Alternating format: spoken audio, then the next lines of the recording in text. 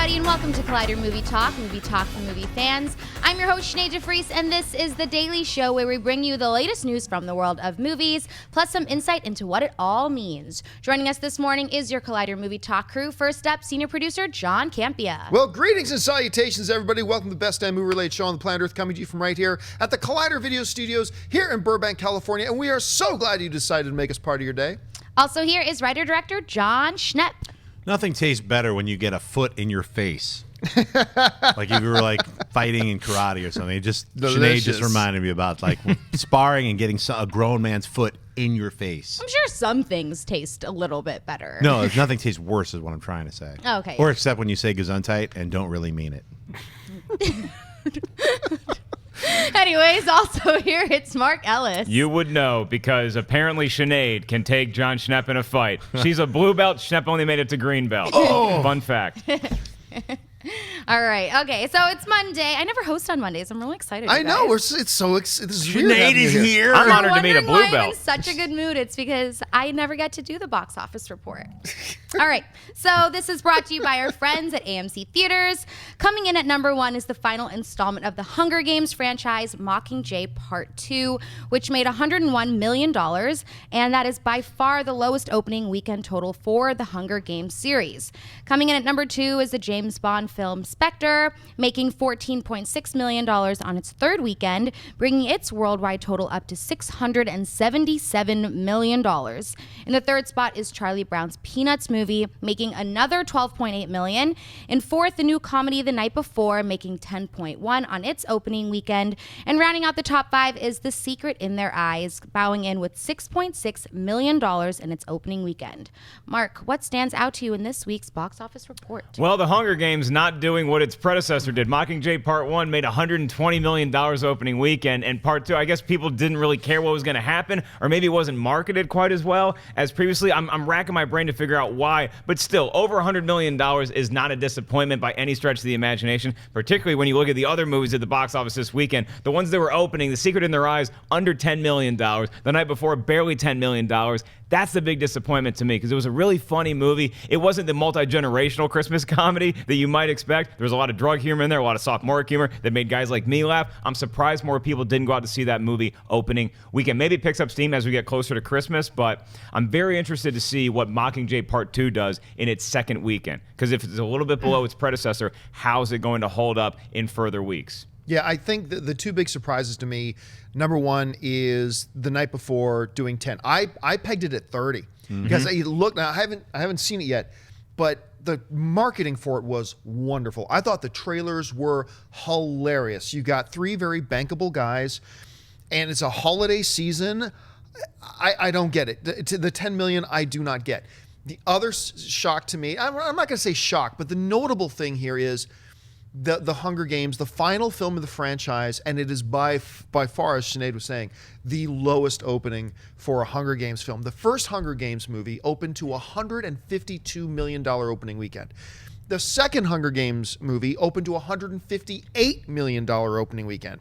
Took a big dive for the third one, like you were pointing out, down to 121, and now an even bigger dive down to 101. Now look, it's still opening at over $100 million. That's a good day by anybody's book.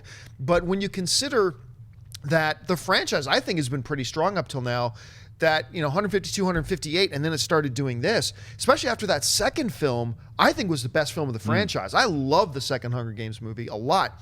Then to see it take a dive after that, that to me, I was not expecting that. I did not like the newest Hunger Games film, so that might have something to do with it. But I did expect it to do, I pegged it at 120.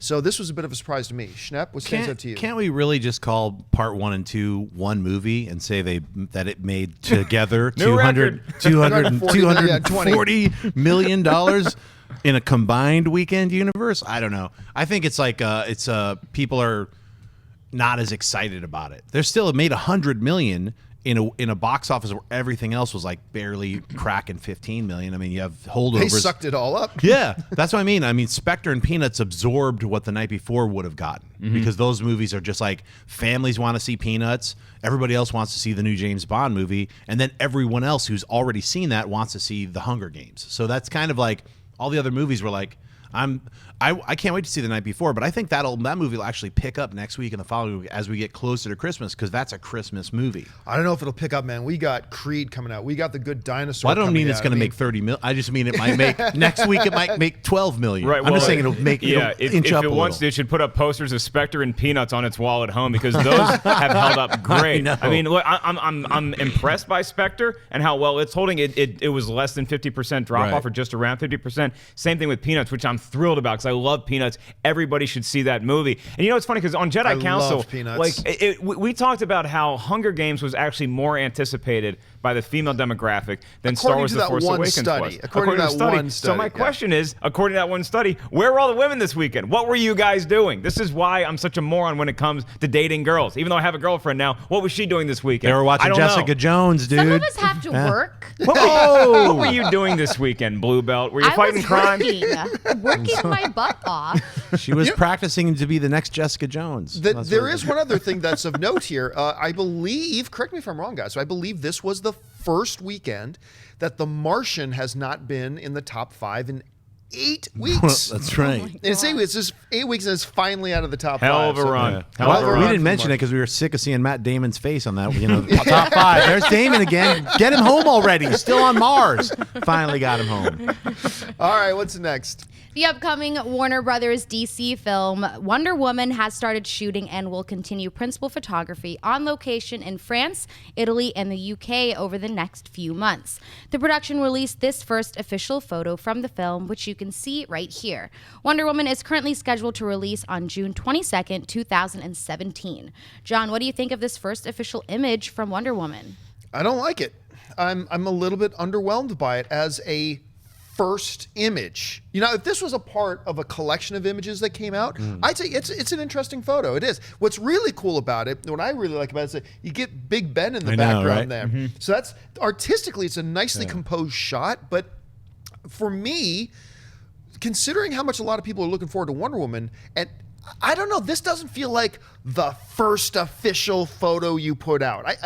I don't know. I feel like you do something a little different. Let me be clear here. There's nothing wrong with the image. There's nothing wrong with it.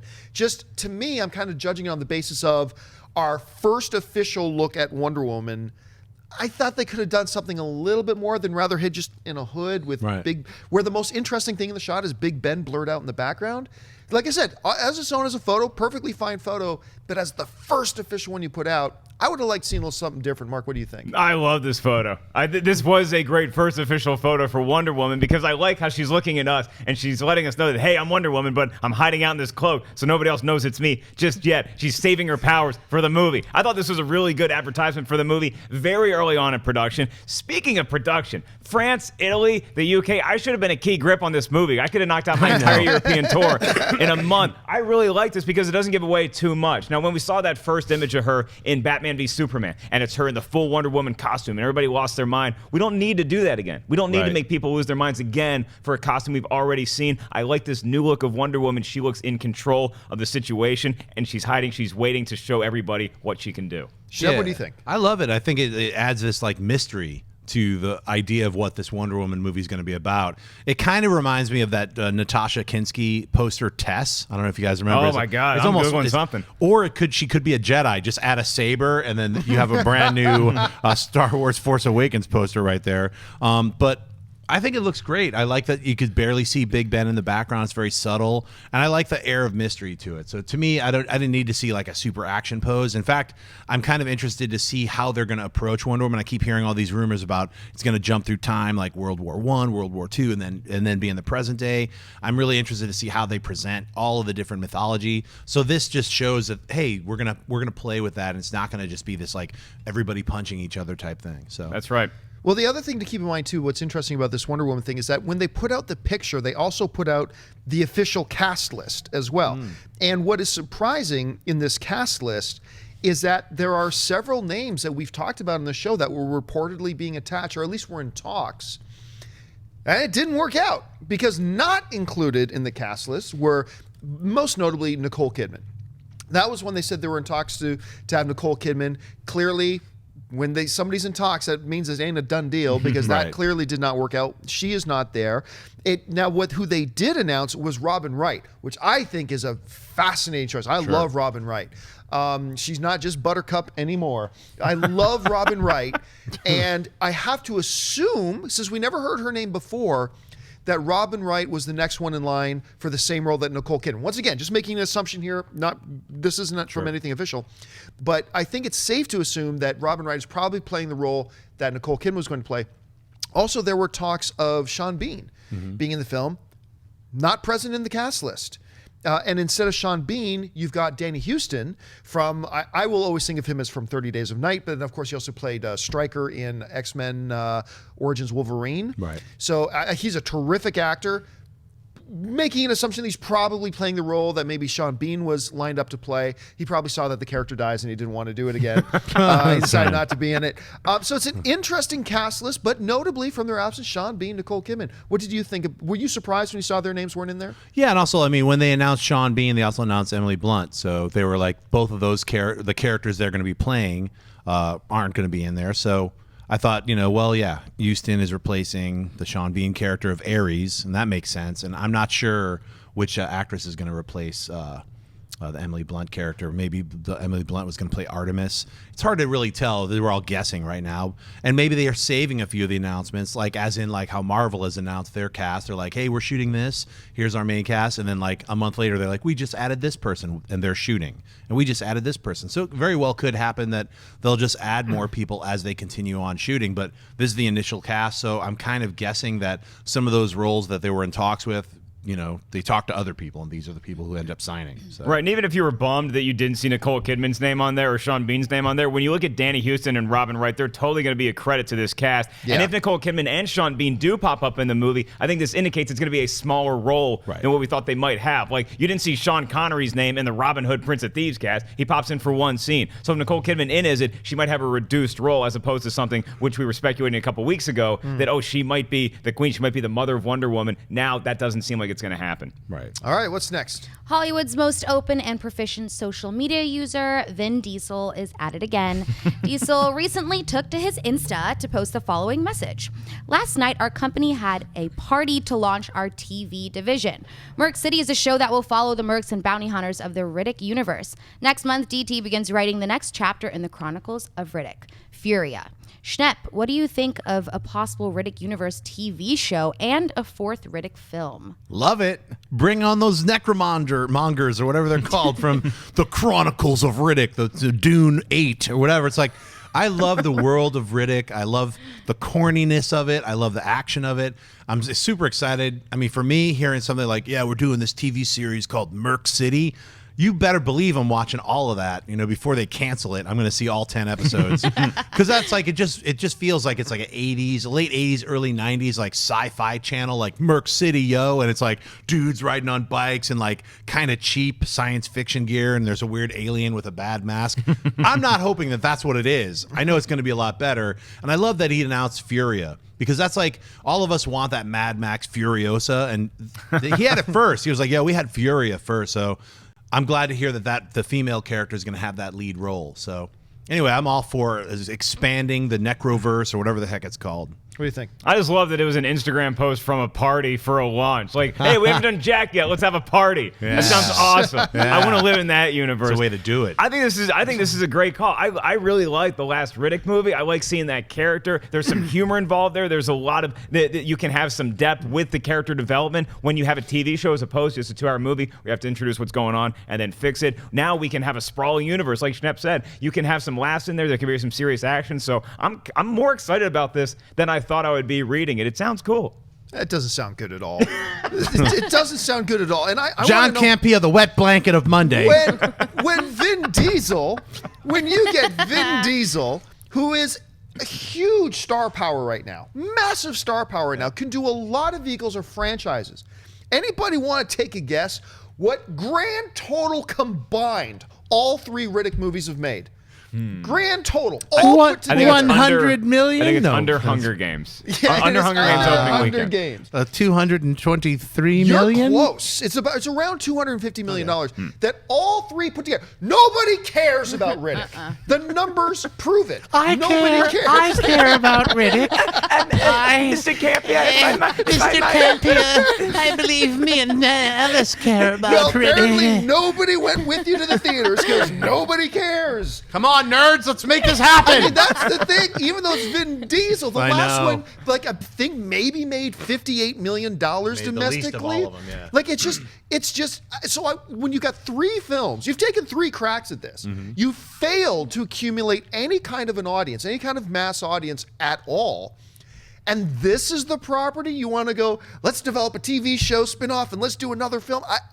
I just think Vin Diesel has the star power right now, and he's got a lot of other. Whatever happened to that Hannibal project he was doing?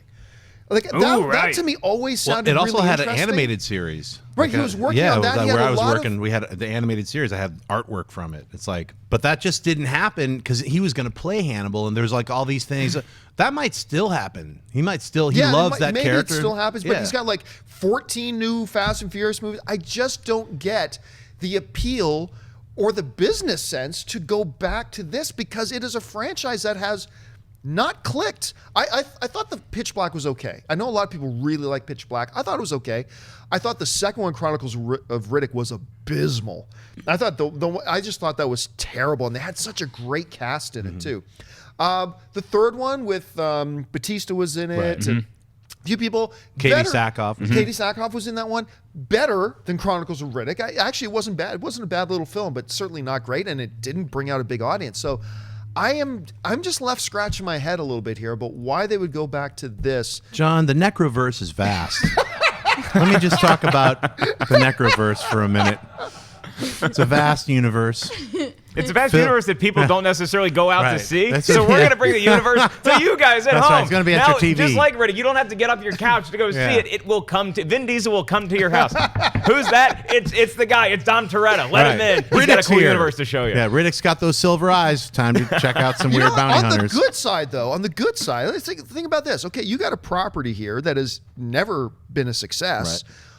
Maybe that points to the notion that maybe they really have discovered a kick-ass idea. That maybe like an idea so good that they say, okay, yeah, business-wise, maybe it didn't make sense in the past, but we really think this could take off. So maybe that's a good sign. Well, the bounty hunter idea has been there from Pitch Black Yes, when they it were was, like yeah. they had him on the giant ship that crashed, and then the bounty hunters had him already captured. There was also followed through in Chronicles of Riddick, and that was the main story for Riddick. So I think the Merc City is really exciting to follow those. It won't be those bounty hunters from any of those movies, but so that whole idea set up in that universe. I think him and David Twohy, who's written and directed all three of the movies, And will do the next and one. will do the Yes. fourth one. I think they have a cool bond, and because Diesel's such a nerd, I don't know if everybody knows he's a Dungeons and Dragons freak, and to me that gives him instant fucking nerd cred. So sorry I swore, but it's true. He's a big nerd, and I like him for that, so that he's continuing, even though a lot of people didn't, follow through with all three Riddicks, and it hasn't been the giant box office success that him or Toohey want. I think they believe in the universe that they built, that they're going to keep trying to make it, and slowly it'll build, and people will go back. Like, I went back and watched Chronicles of Riddick, hated it the first time I saw it a couple more times. I was like, there's a lot of moments in it that are really fun. So, And what do they call it? Furia. Furia. They're Yeah. not. They're not capitalizing on the popularity of Furiosa at all. Who knows? But it's like he's from the planet. I almost have said to look Furiosa. I know. It's like I can't remember if he's from the planet Furia or the girl is called Furia. I think Yeah. you're right. I'm just because I think there is actually a background in it that Yeah. was around before the Definitely Mad Max there film. is, All right, folks, we've reached that part of the show now for buy or sell. Here's how this works. In front of us, Sinead's got a few other items in the world of movie news. She's going to run them down. Then those of us at the table are simply going to say whether we buy it or sell it. So, Sinead, what do we got? As many of you know, Academy Award-winning writer Akiva Goldsman recently led the Transformers writers' room with a team of writers to plot out the upcoming Transformers universe films. Paramount was apparently so happy with the results that now they've tapped him to lead writers' rooms for both the G.I. Joe franchise and the upcoming Micronauts. In a report from Deadline, Iron Man writers Art Markham and Matt Holloway and Black Hawk Down writer Ken Nolan will now develop the screenplay for the next Transformers movie based on the notes of the writer's room, which all three were a part of. Mark, do you buy or sell these new writers taking over Transformers 5 and Akiva Goldsman leading writers' rooms for both G.I. Joe and Micronauts? Yeah, the big buy here is that he's also going to be working on G.I. Joe, because that eventually means, you guessed it, shared universe. Let's get Transformers and G.I. Joes to fight each other. I do buy this, and despite how upset we were that Michael Bay is coming in directing Transformers 5, and that he probably took a lot of what happened in that genius writer's room and threw it all out of the way in favor of putting more Bud Light cans and more shots, I think this is the right play. This is the right guy to be leading this charge, not only the Transformers front, because what he does in Transformers 5, or what that script ultimately amounts to, a lot of that has to do with Michael Bay. Now, that's not going to be the case with G.I. Joe or any of the other projects he's working on, so it sounds like the right play to me. Yeah, I mean, look, I totally buy the notion of the writer's room that they came up with and the way they executed it for Transformers. I think you got to do something to try to breathe some life into the G.I. Joe franchise. And this Micronauts thing, why not carry that over too? I totally agree with you. Crossover universe, G.I. Joe, Transformers. Woohoo! Probably not fighting against each other, probably fighting on the same side against Cobra and the Decepticons. Yeah, I I want to be at the corporate merger between Cobra and Decepticons. that would be interesting. That would be interesting negotiations. And you bring in the guys who scripted Iron Man and the dude who scripted Black Hawk Down, who were part of that writer's room. That's great. But it's all meaningless as long as Michael Bay is still directing it. Because Michael Bay will sit down with his script and then he'll do whatever the hell he wants. Because he's Michael Bay. You know what, this scene... we need somebody humping a leg. That's what this scene's missing. What about peeing on a leg? Or pee put on a dog his leg. there. Yeah. Yes. No, we need more racist robots in this scene. Yes, that's What it about needs. balls? Robots have balls, right? Show Giant that. robot Giant robot testicles. balls. Makes sense to me. And boobs! Lots and lots of boobs! Yeah. I Robots mean- cowering behind buildings. Now she's having this really intimate moment with her father discussing their tragic past. But what if she's wearing a short skirt and bending over the couch while she's having that conversation? That's a Michael Bay thing to do. And so these are great writers, but and you remember, I'm one of the only guys in the world that I was totally behind Michael Bay directing the first one. And I thought he did a great job. Really, I like the first Transformers movie very, very much, but it has been abysmal ever since then. And he's got to move on. They got to get him out of there, because as long as he's in the director's chair, it does not matter who is writing this thing whatsoever. Anyway, Schnepp, what do you think? Well, I think I give everyone a fair shot. I mean, Akiva Goldsman wrote Batman and Robin, but he also wrote A Beautiful Mind. So I don't know which writer we're going to get. I'm assuming we're going to get the better one when he's like working on G.I. Joe and the Micronauts. And hey, guys, Collider Heroes, you heard it like a year ago. I was like, when's that Micronauts? Here it is, man. And ROM is also what I'm hearing. So ROM and Micronauts series coming soon. Are they going to make a team up with G.I. Joe, Transformers, and Micronauts shared universe? You better bet they're going to be G.I. Joes shrinking into the microverse, bringing Baron Karza as a villain to fight the Decepticons and the Transformers. It's going to be a freak out, freak fest. Tiny robots, big robots. It's going to be insane. So I think it's exciting. Tiny robots, Yeah. big robots. Yeah, you can actually have a toy, and it's like, no, this is the size it's supposed to be. It's on my shoulder. It's a Micronaut. I don't know. And then we can have Riddick jump in. Watch my TV show. That's right. And Ant-Man. I'm also part of the microverse. Yeah, Ant-Man's And a now super Adam tie-in. on Flash. Right. Arrow. I'm part Iron Man anyway. Write me. The shrinking It's like, thing right yeah. now is very popular. Everyone's into so. people getting tiny. I guess it's like a drug reference. So anyway, guys, yeah, G.I. Joe and Micronauts. Yeah. I mean, look, the bottom line is that they're hiring writers that are going to treat the source material with respect. They're going to Yes. try to do right by the fans. Now, what happens with that material if it falls into the wrong hands? It's like parenting. You can only do so much when your kids are little children, and you're doing it right. Now, they may grow up to be a crack-addled stripper like what Transformers 5 is going to be because of Michael Bay. But maybe they get the right people in charge of G.I. Joe and Micronauts to make that something that the fans can appreciate. What Here's if Michael Bay makes an amazing Transformers 5? I'll be the first guy I to was say about thank to bring you. Because that he's done exact a thing lot up. of other great films.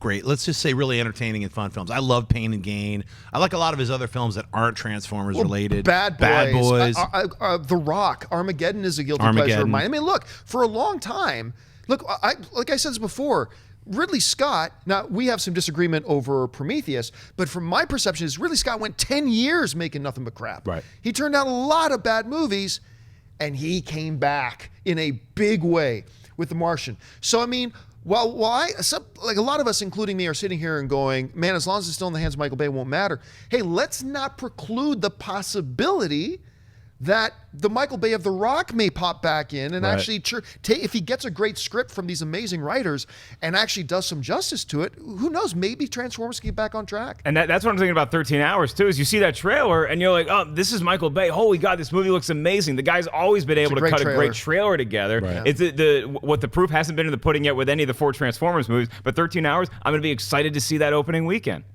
All right, what's next? It's been announced that Kenneth Branagh will both direct and star in the upcoming feature film version of Agatha Christie's Murder on the Orient Express. Having concluded a case, Detective Hercule Poirot, is that how you say it? Poirot. Settles into what he expects will be a relaxing journey home aboard the Orient Express. But when an unpopular billionaire is murdered en route, Poirot takes up the case, and everyone on board the famous train is now a suspect.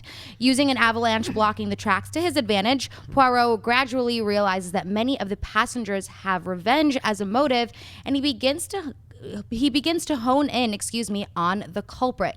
A celebrated Shakespearean stage actor, Branagh has also directed such films as Thor and the recent live-action Cinderella. John, do you buy or sell Kenneth Branagh directing and starring in Murder on the Orient Express? Massive buy. Massive buy. This guy, and just whether it's acting, directing, in just terms of pure cinematic talent, this guy's got to be in your top 10. What he did with Cinderella as a live-action adaptation, when honestly Disney had stumbled a lot with their live-action adaptations. Maleficent, I think, was a disappointing film, despite the fact that Angelina Jolie was brilliant in it. I did not like what they did with Alice in Wonderland, so on and so forth. Yet he took a film, made it feel totally up to date, yet totally faithful to the original source material, all at the same time. What he did at Cinderella, I don't know that any other director could have done better. I mean, he was just that good. And as a performer, just forget about it. You know, he's Henry. I mean, he is it. Put a guy like this, with that kind of talent, in charge of a classic story like the Orient Express. This is wonderful. I cannot wait to see what he does with this. So for me, huge buy. Schnepp, what about you? Yeah, giant buy for me. When I was a little kid, I used to watch this guy, the Poirot, Right. on CB or PBS. Right. They had all these like adventures. They were low budget, and he'd wear a white suit and be like, but. Kenneth Branagh is an incredible talent. Like, I wanted to mention Frankenstein as well, something that he directed and starred in as Dr. Frankenstein. It's an underrated horror film. So I mean, if you're ever going to do a double feature, do that in Francis Ford Coppola's Dracula. I think it's like a really cool retelling of both those like classic mythologies. Now here we have the Murder on the Orient Express. You couldn't pay me to see that, movie that was made in 1974 because I saw it and it's boring. So I mean, it's like, at least for me, I'm like, no, I'm not going to ever see that again. So that they're remaking it and they're putting this guy in charge of it, it's going to be a lot of fun. This guy knows how to make films. He knows how to tell stories. He's a great actor. So you put all that into making this murder mystery. Everyone's guilty. I can't wait to see it. See, I was hoping for Michael Bay. I got to be honest with you. That's right. No, this is totally. I'm on board with this because Kenneth Branagh's that guy who he really has every right to be like a douchey Ivy League professor and just look down on everybody else. But when he makes movies like Thor and Cinderella, he's relating to us common folk. He's taking source material that we love and he's updating it, but he's also keeping the classic tones there. Cinderella was a great example of that, as was Thor. What he's going to do with this is, I think, it'll be marvelous. I love him starring in the movie too. I think he's great in front of the camera and behind the camera. Now, you're right, Schnepp. I've never seen the 1974 version. I didn't have that much interest in it, even though I like Agatha Christie's stories. This is now going to be a pretty anticipated movie by me. Now, Actually, let's go ahead. Well, I was just going to say that, look, I think pretty much if you talk to anybody who knows anything about film or anything like that, and you ask them, say, who are the 3 best actresses working today? Just pretty much across the board, Cate Blanchett's going to be in that conversation. Will she not? Definitely. So I was at the Cinderella world premiere, and I got a chance to stand within about 2 feet of Cate Blanchett as she's standing in a circle of people. This is after the film was done, the premiere was done, everybody's kind of hanging out in front of the theater for a bit. She was waiting for her SUV to show up and pick her up. And I remember her saying, I have never been directed better. Wow. Cate Blanchett said, I have never been directed better. I don't know if that's the proper way to say that, but that's what she said, talking about Kenneth Branagh. When you got an actress like her saying that about Kenneth Branagh, you're in pretty good hands. Anyway, Schnepp, you were about to say. Oh, nothing as cool as that. I was just going to say, if Michael Bay directed Murder on the Orient Express, it would just be the train exploding in slow motion for like 2 hours. That's all I was going to say. Nothing as poignant as that about Kate Blanchett. That's a I'm just hard act to follow. I just had a garbage joke. That's it. He's had a great story about Kate Blanchett. Yeah. Oh, thanks. It was a good We're joke. all like, we were so into that story. I know. That's one. I put some icing on the cake there, guys. And All right, gals. guys. Thanks for watching The Beatles on Ed Sullivan. Next up, a magician with poo jokes. All right, what's next? That's funny. One of the biggest questions revolving around the upcoming Star Wars The Force Awakens is where Luke Skywalker is. Well, actor Mark Hamill took to his Twitter last night not to let us know where Luke is, but at least where he will be. Now, be warned, while we don't necessarily consider his tweet a spoiler, some of you might, and you may want to skip over this. Okay, so Hamill tweeted the following. Last shaved on 10/22 after final day of my second #The Flash, which airs 12/8 #Christmas Tricks, just in time for episode 8. Whew. Schnepp, do you buy yourself? Did Mark Hamill just reveal that he's in episode 8? Yes, he did, but who cares? We all knew he was coming back in episode 8. Come on, guys. Where's Luke Skywalker? We're going to find out in episode 7.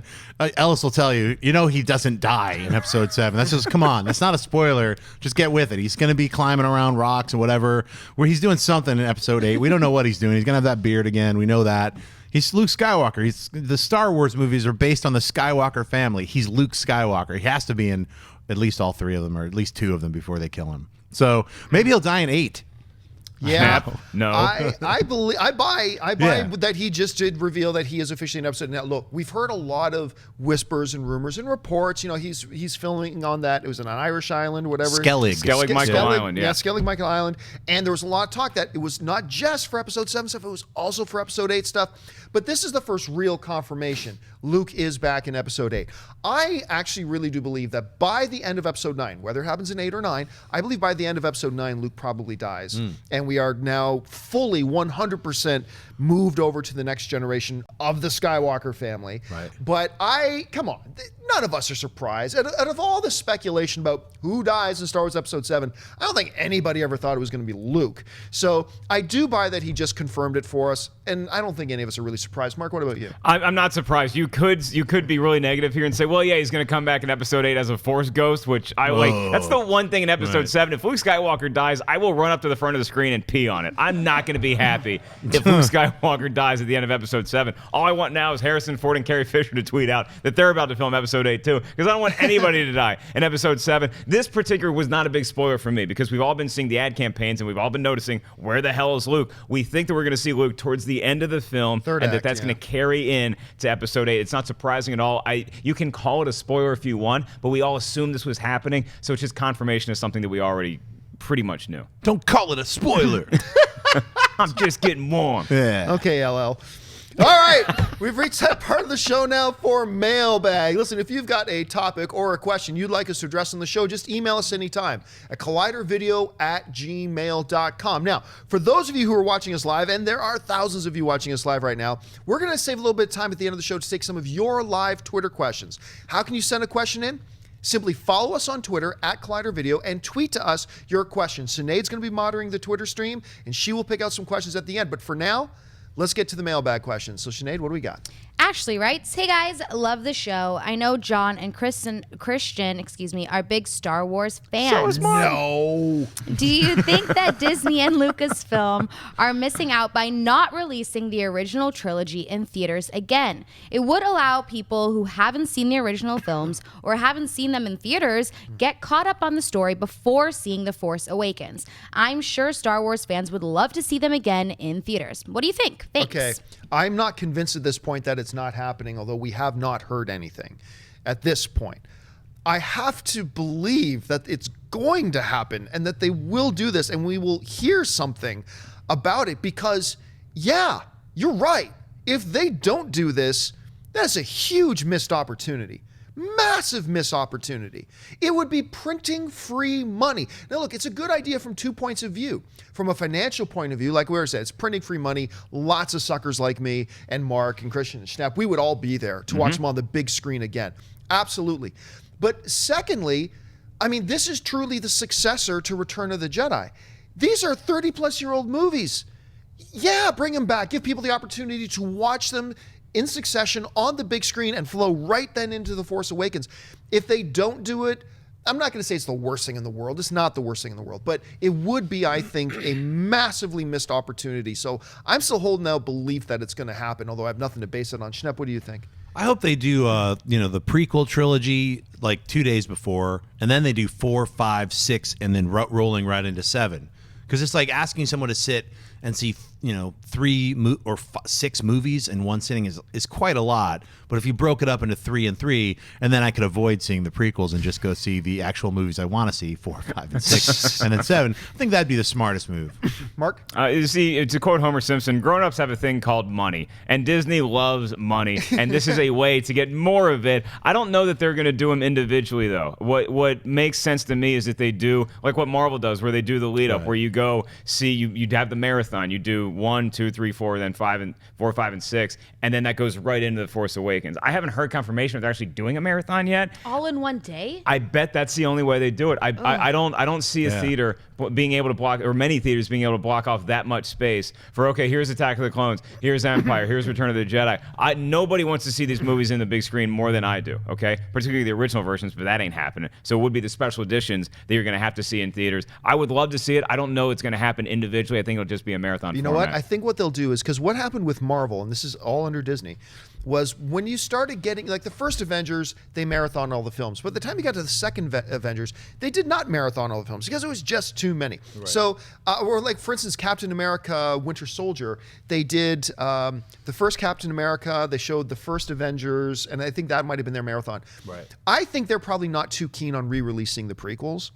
And you're out. The way Marvel's always done it, or is doing it now, is they show you the 3 most applicable movies to the new movie.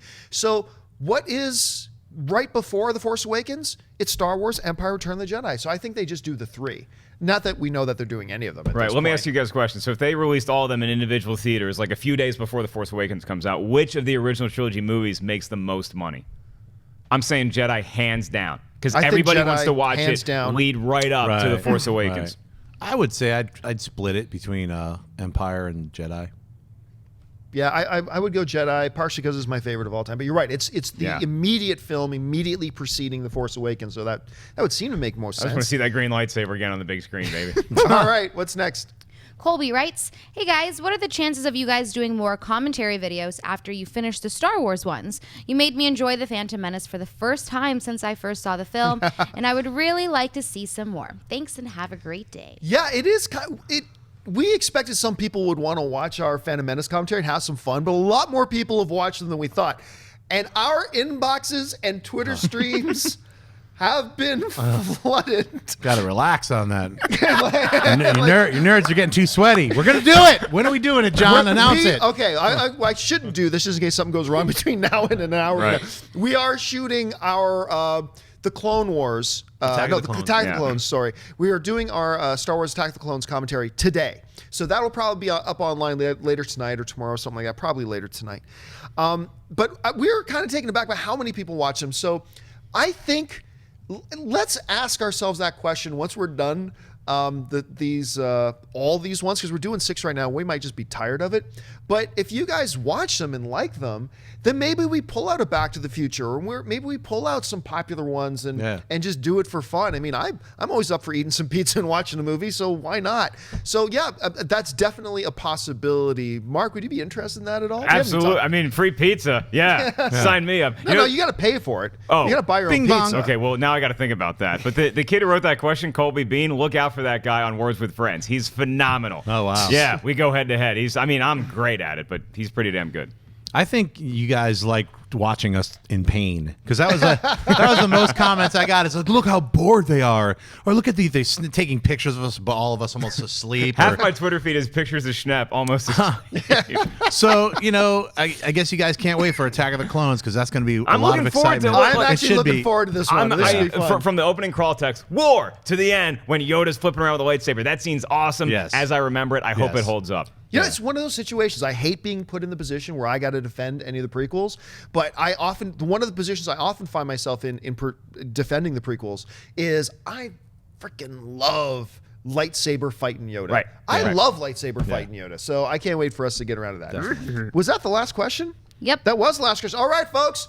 As I said a little bit earlier, we're going to have now a few minutes. We're going to take your live questions for those of you who are watching us live. And we do this show live every day, Monday through Friday at 11 a.m. Los Angeles time. That's 2 p.m. New York time. Give you a little bit of heads up. There will be no live movie talk on Thursday and Friday as a result of the American holidays, of course. So just letting you know that. So Sinead, what have you picked out of the Twitter stream? Spiff Biff tweets, I like that. Hey guys, do you think that the reason the box office wasn't great this weekend is because of Jessica Jones season 1 being released? No. And make no mistake, the box office was pretty damn good. You had a film open up to over $100 million. So while I say that's a disappointing number for Hunger Games, remember, it already started that decline with the last one as well. So when a film opens up to over $100 million, I don't think you call that a bad opening, a bad weekend at the box office. And yeah, a bunch of people watched Jessica Jones. 30 million people didn't watch Jessica Jones. And if 30 million people did watch Jessica Jones, it's not like all 30 of those were about to go out to the movie theater anyway. So every week there's something big going on in television or some other, a brand new video game is being released or something. There's always something. So I don't really think that probably had much of an impact. Schnepp, what do you think? No, there was also a thing called Designer Con here in LA. Totally packed. Probably helped affect the box office globally. Globally. No, I mean, I was at the Funny Bone in Omaha. And there were just tons of people who were like, "We're seeing you." Instead of seeing the Hunger Games. Fault. That $20 million went right here, baby. I was going to go see Peanuts, but then I found out Mark Ellis was here in Omaha. I'm not in the Midwest that often. Nebraska. All right, what's next? Tomas says, is there any news on the Elvis biopic with Baz Luhrmann?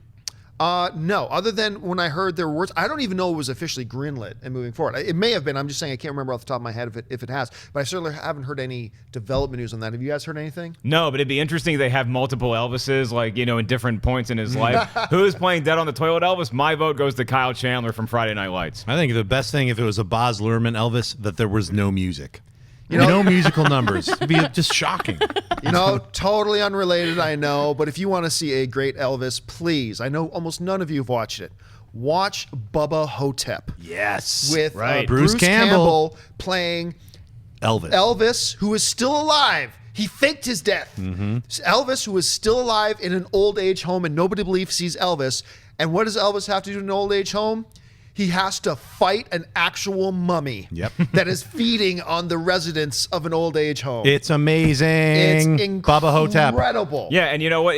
Mummies are a real menace at retirement homes. So I'm glad Elvis stepped up and did something about it. Please watch Bubba Hotep. From the guy who made... Is that the real synopsis? Yeah, yes. It's from the guy who made Phantasm. He was like, look, I need to make this movie. It's called Bubba Hotep. And it's about... you guys were making it's it up. amazing. No, it's totally true. Yeah. And they tried to do a sequel called Bubba Nosferatu. Yeah, with... Rhino, the guy who played Rhino, Paul Giamatti, was going to play the Colonel. Yeah. Yes, I hate that I had to mention Rhino. And this time it was going to be old age Elvis fighting Dracula. Yeah. Come on, it never got made. I know. Which is it's just so unfortunate. Anyway, so we went off on a tangent there. What's next? Sean tweets, what are your guys' ideas on how to reduce leaked convention footage? Oh, just better security. I mean, there's one thing they do at a lot of movie premieres now, which I don't like, but it's effective. You got to check your phones when you go in. So what they do is they have a lot of these global premieres. What they do is they have a big table lined up as you're going to the theater, and what you do is you hand them your phone, or if you're with somebody, you hand them both of your phones. They put it into a Ziploc bag with half of a ticket that has a number, and they give the other half of the ticket to you. So then when you come out, you give them your ticket, and you also put a piece of your ID in it so that there's photo ID with it so nobody can make off with your phones. And while it's inconvenient and it's a bit of a pain in the ass, it's effective. And if they really want to be serious. Now, at D23, they didn't do that. They didn't check phones at D23, I don't think. Nope.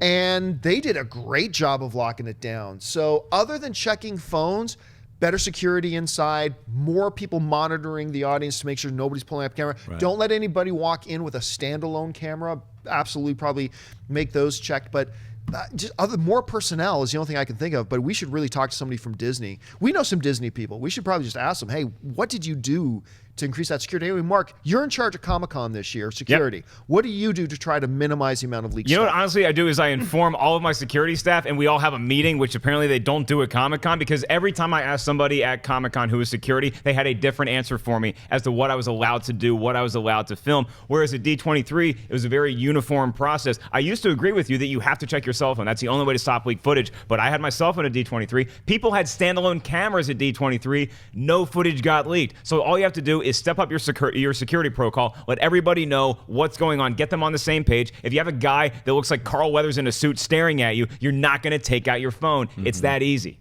Schnepp, what would you Yeah, do? I agree. The security of having, people in the theater, like both behind and in front, just scanning the audience the entire time of whatever they're screening. If they're showing a 3-minute trailer, believe me, you'll see. It's like how they used to do in the Army. They stand at attention. If one dude just moves a little bit, you'll see it. So somebody lifting up a phone or that light comes on, bam, you're booted. Or they have that like weird infrared thing that Yeah. they got Yeah. on U.S. Cavalry. Yeah. They can So- just spy on see who has a phone lit up or something. It's pretty impressive what they can do. Just hire more people.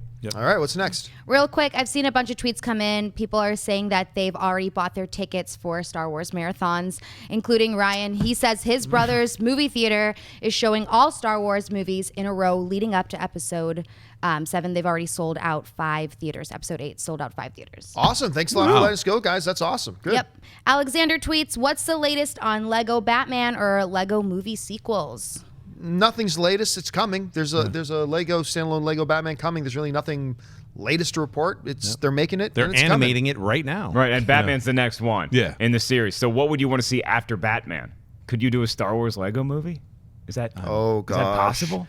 Well, you know what? No. Is I'm going to it say it's not possible? possible. And here's why it's not possible. Because of something that they've done, which I don't really think they can hold to. They said everything now, Lucasfilm was pretty adamant about this, everything now that comes out with a Star Wars label on it is canon.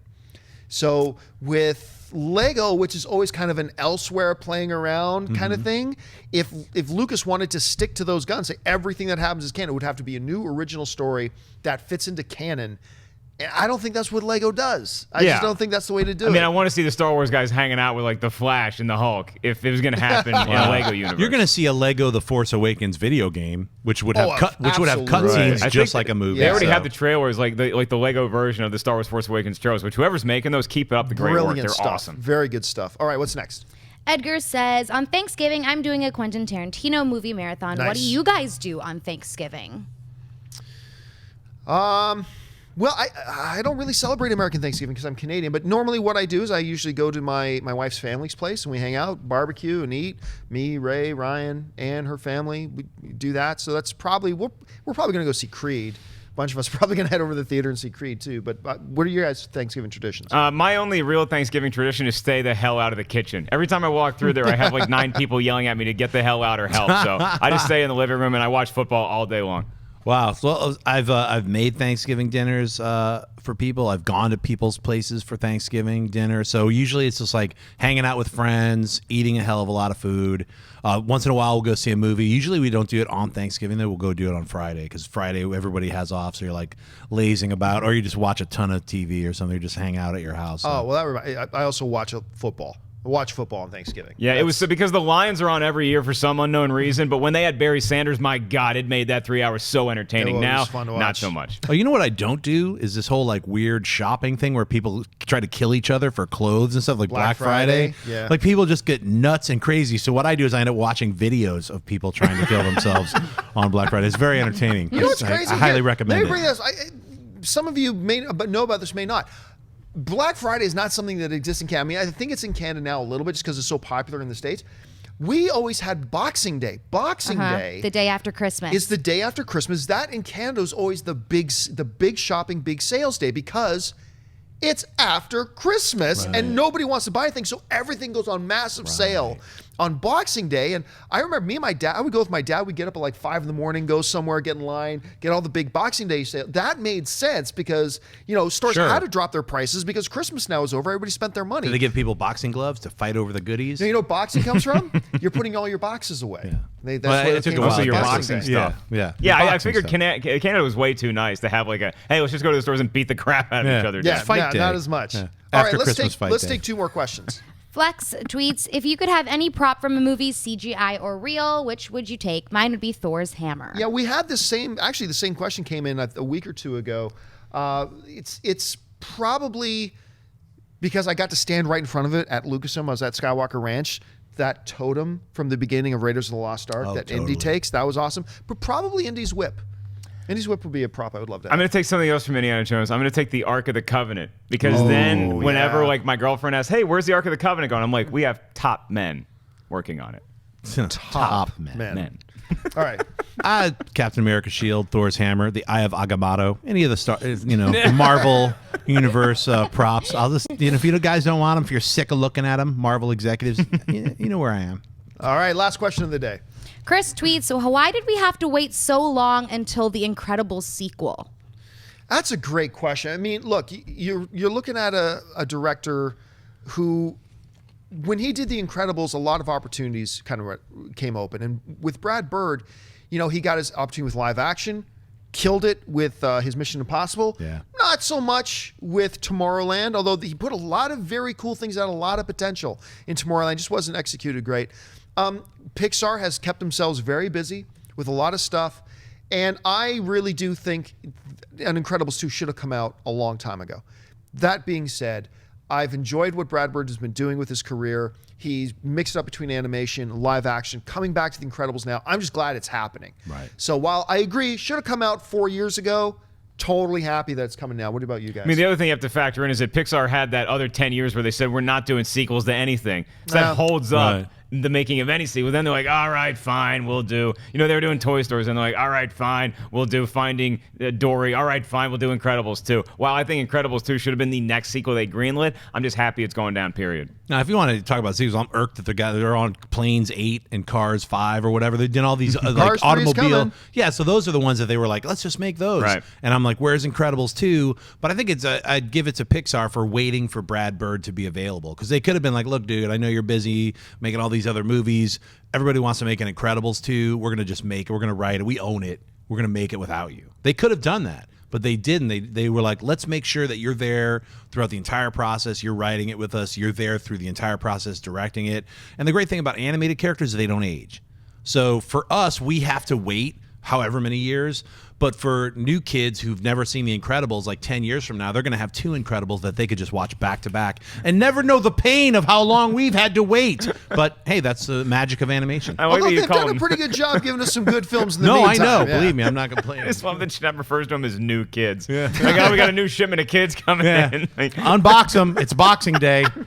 It's after Christmas. I got to return these. These kids are defective. These kids aren't working out. They haven't seen Incredibles yet. Get them on board. All right, folks, that'll do it for us for this installment of Collider Movie Talk. Thank you so much for joining us. Listen, don't forget, lots of great films playing out our friends over at AMC Theatres. Head on over to www.amctheaters.com for all of your theater showtime and, of course, your movie ticket information. Don't forget, it is still November, which is why I've got all this ridiculous-looking stuff on my face. It is No Shave November. The idea is to raise awareness for cancer research. Please, consider this week, instead of going to McDonald's at one time or Chili's at one time or Applebee's or wherever you like to go, take one day off from it. Take whatever money you would have spent on that one time and donate it to cancer research. Head online, lots of places where you can donate and make a difference today. I want to thank the guys sitting at the table with me. First of all, sitting over here on my left, Mr. Jon Schnepp. Schnepp, where can people find you online? Well, you guys can follow me on Twitter or Instagram, just at Jon Schnepp. And you can rent my film, The Death of Superman Lives, What Happened, right now by going to www.tdoslwh.com. It's $6.99. Thanksgiving. Sweat it up. Get my movie. Support independent film. And, of course, sitting over here on my right, Mr. Mark Ellis. Mark Ellis, where can people find you? On Twitter, Instagram, and Words with Friends at 5150 Ellis. Thanks to all the Collider fans that came out to see me do stand-up at the Omaha Funny Bone this weekend. On Collider videos right now on their YouTube channel, you can go see the top 20 movies every film fan must see. It's hosted by myself and Ashley Mova, and it was a bunch of us putting our list together. It's really fun. Go debate. And, of course, our lovely host today, Miss Sinead DeFries. Sinead, where can people find you online? I'm on Twitter and Instagram at Sinead DeFries and at that'ssoshinead.com. Gesundheit. And hey, listen, if you are a fan of film and television, you guys must make sure that you bookmark Collider.com. Bookmark that website. Visit it every day, keeping you up to date on everything going on in the world of entertainment. By the way, guys, you can follow me on social media. Follow me on Facebook or on Twitter by following me at Jon Campea. That'll do it for us, guys. Thanks so much for joining us for this installment of Collider Movie Talk. And until tomorrow, bye-bye. Hey guys, if you like this video, click the thumbs up button. Also, make sure you subscribe to our YouTube channel. It'll help you stay up to date with everything we've got going on here at Collider.